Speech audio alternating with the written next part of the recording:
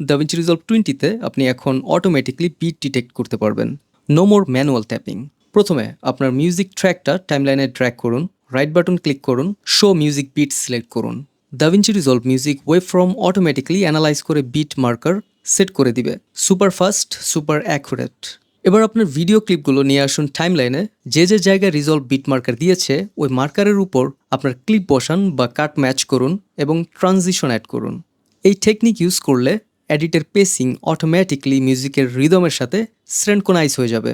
যদি আপনার কোনো কাস্টম বিট থাকে বা অফ বিট মোমেন্টকে হাইলাইট করতে চান, তাহলে শুধুমাত্র আপনার প্লেহেডটাকে সেই জায়গাতে নিয়ে কিবোর্ডে প্রেস করুন M.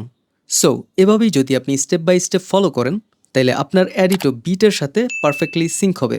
And if everything is done right, it will look something like this.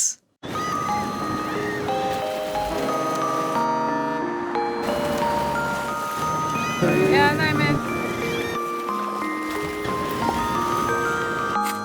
Du får ta